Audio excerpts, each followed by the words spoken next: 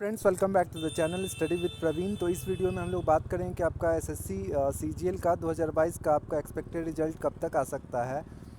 तो अगर आप चैनल पर नए हैं तो प्लीज़ चैनल को सब्सक्राइब कर लीजिएगा और वीडियो अच्छा लगे तो लाइक कर सकते हैं। तो देखिए, जैसा कि आपको पता है कि आपका 1 से 13 के बीच में एग्ज़ाम चला था और आपका 17 तारीख को आंसर की अवेलेबल हो गया था।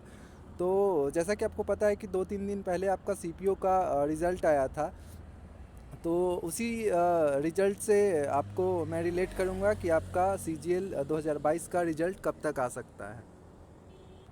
और आगे इस वीडियो में हम लोग बात करेंगे कि सेफ स्कोर कितना रह सकता है, उसके बारे में भी मैं आपको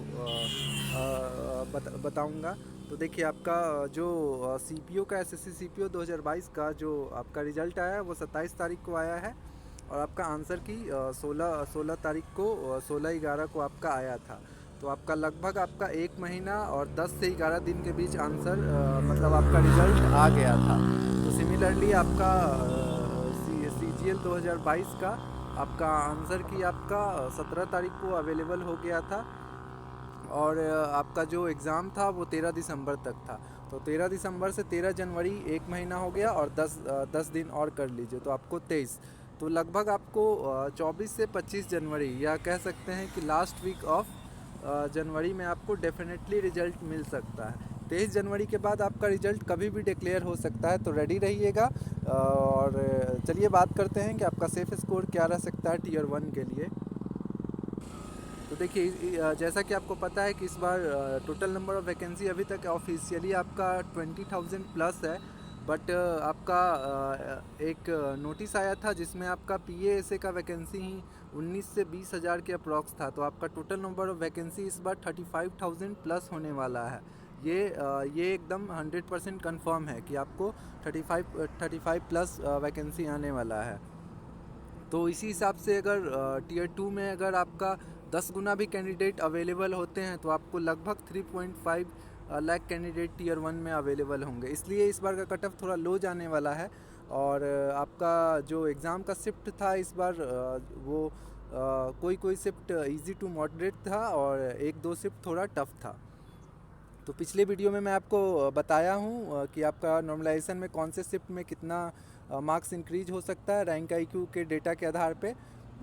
तो चलिए कट ऑफ पे बात करते हैं। आपका यूआर का कट ऑफ 110 रह सकता है, ओबीसी का 104 रह सकता है, ईडब्ल्यूएस का 98 रह सकता है, एससी का आपका 78 रह सकता है, एसटी का 71 रह सकता है, और एचएच का बात करें तो 41 रह सकता है, ओएच का 55 और वीएच का आपका 48 रह सकता है। जैसा कि मैं आपको बताया हूँ कि इस बार नॉर्मलाइजेशन में 8 दिसंबर का जो लास्ट शिफ्ट था उसमें आपका सबसे ईजीएस्ट शिफ्ट था। तो उसमें 1 से 2 नंबर ही नॉर्मलाइजेशन में बढ़ने का चांस है। लेकिन 8 दिसंबर का वहीं फर्स्ट शिफ्ट सबसे टफेस्ट शिफ्ट था।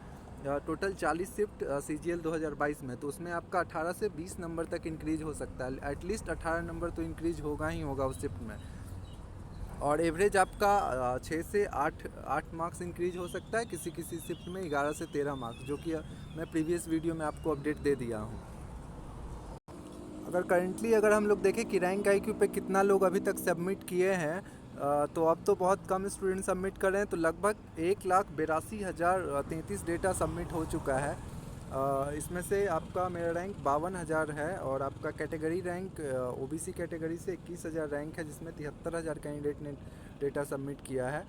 और आपका जो शिफ्ट रैंक है वो 1432 है 4,478 में, और शिफ्ट कैटेगरी रैंक आप देख सकते हैं। और आपका एवरेज जो है एवरेज पूरे सीजीएल 2022 का 99.8 एवरेज है। आपका कैटेगरी एवरेज 104 है और मेरे शिफ्ट का एवरेज 102 है। वहीं टॉपर का स्कोर आप चेक कर सकते हैं। ये नॉर्मलाइज्ड मार्क्स है, ये आप चेक कर सकते हैं। और मेरा जो एग्ज़ाम हुआ था वो थर्ड शिफ्ट में सॉरी 3/12 को हुआ था और शिफ्ट सेकंड शिफ्ट था। और मेरा रॉ मार्क्स 121 है और नॉर्मलाइज मार्क्स 127 है। तो लगभग 6 मार्क्स के अराउंड इंक्रीज हो रहा है। तो मेरा थोड़ा मॉडरेट या इजी कह लीजिए शिफ्ट था। तो यही है आपका रैंक एवरेज आपका नॉर्मलाइजेशन के बाद शिफ्ट का 108 है और ऐसे 110 है। तो लगभग इस बार 3 से 3.5 लाख कैंडिडेट को क्वालिफाई कराया जाएगा टीयर 1 के बाद टीयर 2 में। तो इस बार का कट ऑफ लगभग कम ही जाने वाला है, मे भी उससे कम ही चला जाए, बट ज़्यादा जाने का उम्मीद नहीं है। जैसा कि आपको पता है कि total 34 lakh candidate form apply किए थे और अटेंडेंस लगभग 45 to 50% था, तो लगभग 17 से 18 लाख कैंडिडेट इस बार अपीयर हुए थे।